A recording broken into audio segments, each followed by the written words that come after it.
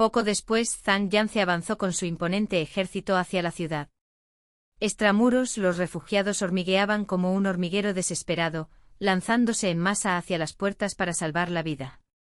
El pánico se extendía y todo amenazaba con derrumbarse en cualquier instante.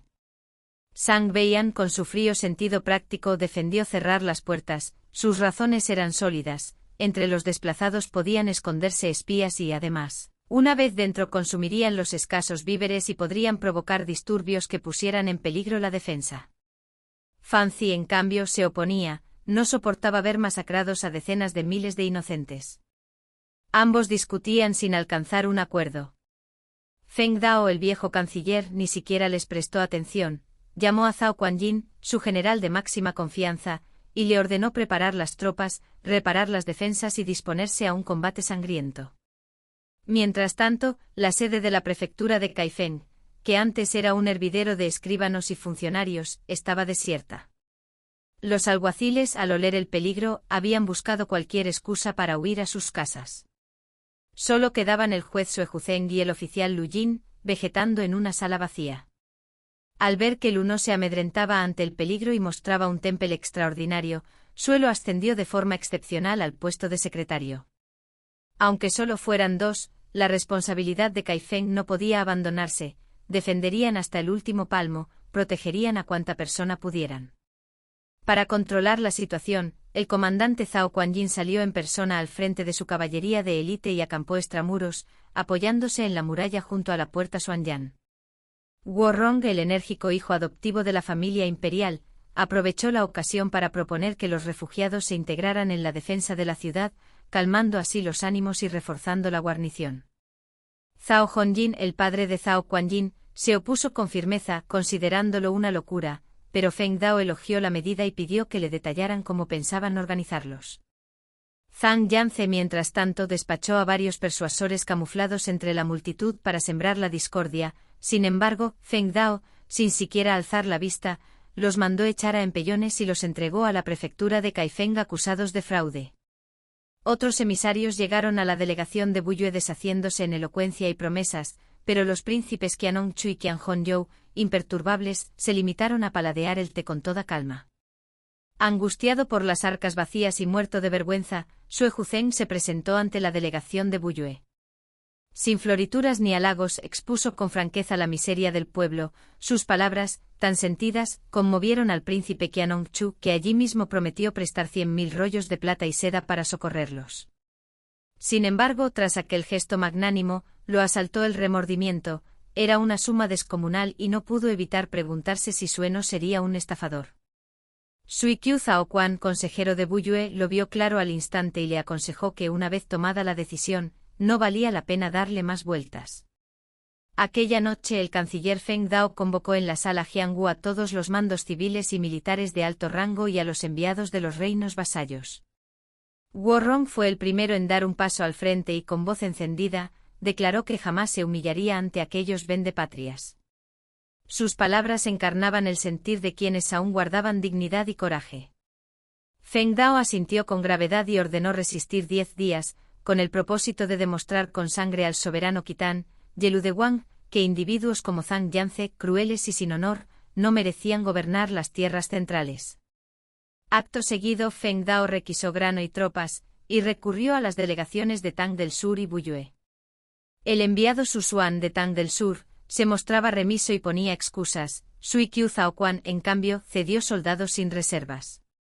La actitud del canciller fue diametralmente opuesta. Aceptaba con deferencia cada sugerencia de Buyue, mientras que a Tang del Sur casi le lanzaba miradas de hielo. Si no me entregáis tropas, las tomaré por la fuerza, fue su mensaje. Gracias a que Feng Dao se instaló personalmente en la Cancillería para coordinar, todos actuaron con armonía. El veterano Zhao Honjin asumió el mando supremo de la defensa de la capital. Yao Yuanfu reclutó guardias de honor, soldados privados y sirvientes de todas las mansiones, y seleccionó a 3.000 jóvenes robustos para formar una fuerza de reserva. Zhang Beiyan fue repuesto como gobernador de Kaifeng. A Guo Rong se le confió la delicada misión de tranquilizar a los refugiados. En persona les buscó alojamiento dentro de la ciudad imperial y se comprometió a cuidar de sus padres, esposas e hijos. A la mañana siguiente, durante el reparto de los escasos alimentos, estalló el caos. Un refugiado, sin respetar el turno, se abalanzó para arrebatar la comida. Warron, sin dudarlo un instante, desenvainó y lo abatió allí mismo, en un gesto brutal para imponer la disciplina. El príncipe Qianlongchu, que había acudido a conocer el despliegue defensivo, presenció la escena. Aquello le heló la sangre, le pareció un acto que despreciaba la vida humana como si fueran hierbas. Enfurecido, se encaró a Warron y lo increpó con dureza. Warron, basándose en la cruda realidad de la guerra, defendió su proceder como necesario.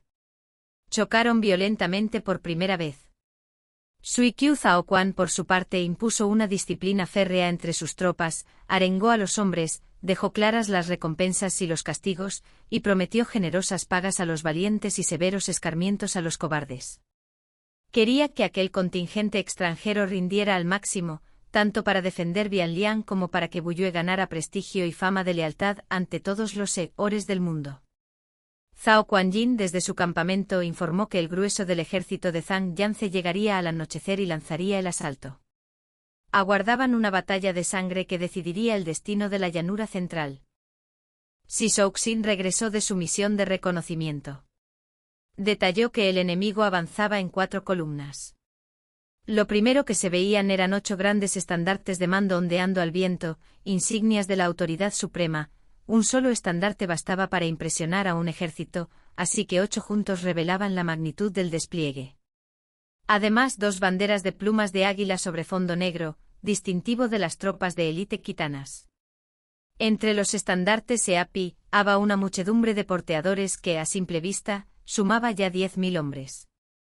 Zhao Quanjin, al confirmar que el enemigo avanzaba con lentitud, ordenó a los suyos que aprovecharan para descansar y recuperar fuerzas.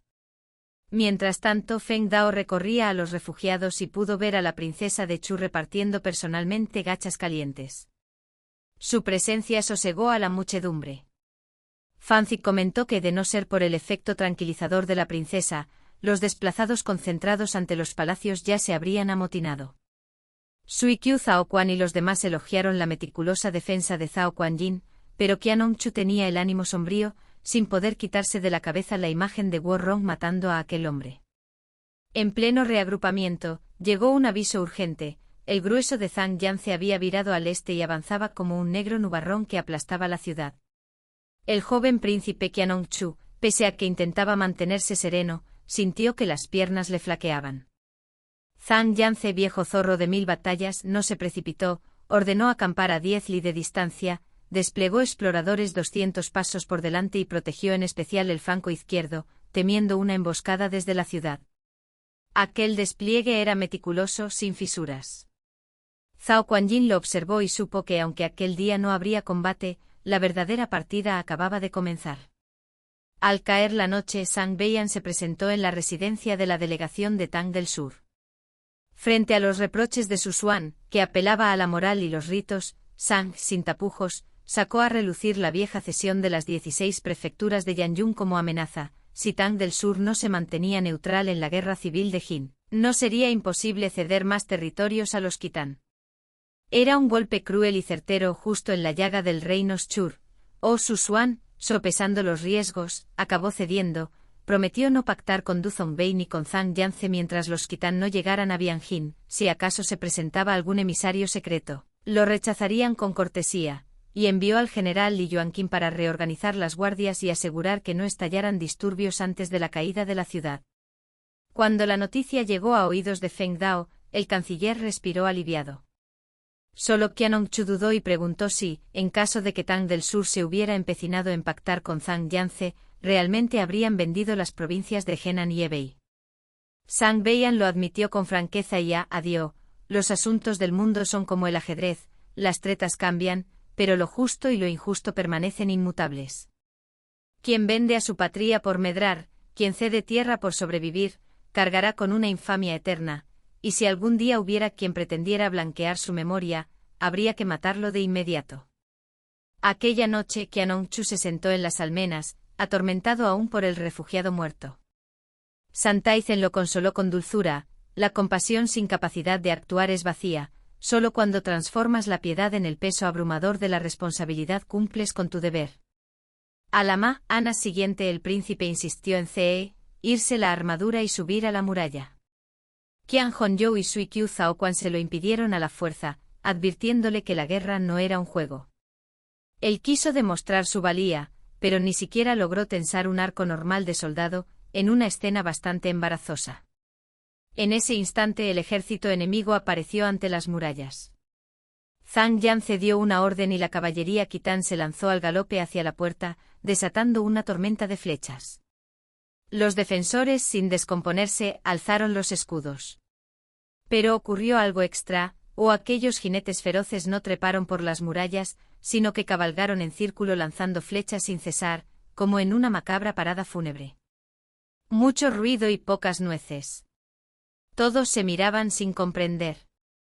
Zhao Kuan-yin sabía que Zhang Yanze nunca hacía alardes vanos, aquello ocultaba una intención.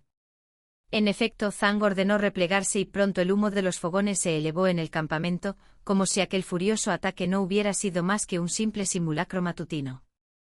Al oscurecer, Qian Hongzhou sorprendió a Guo Rong ofreciendo, en soledad, sacrificios a los refugiados muertos. Lo encontró hipócrita.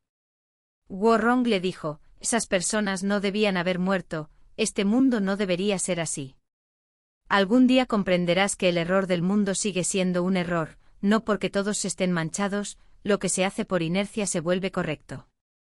Qian Hongzhou se quedó helado, aquellas palabras removieron algo muy hondo en su interior, y las fronteras entre el bien y el mal se le volvieron borrosas y afiladas como cuchillos. De madrugada, con hombres y caballos exhaustos, el enemigo atacó por sorpresa. Sisouxin pidió salir con la caballería para contraatacar, rodeando el flanco, pero Zhao Kuan-yin lo detuvo en seco. Estaba seguro de que fuera, en la oscuridad, había jinetes con la red tendida, esperando que abrieran las puertas para tomar la ciudad en medio del caos. En medio del fragor, Qian Hongzhou y San Taizen se vieron envueltos en un violento combate cuerpo a cuerpo. Para salvarla, Qian, por primera vez en su vida, segó una vida con sus propias manos. Zhao Kuan-yin, con la mirada perdida más allá de la muralla, concibió de repente un plan: preparar un ataque sorpresa contra los suministros enemigos.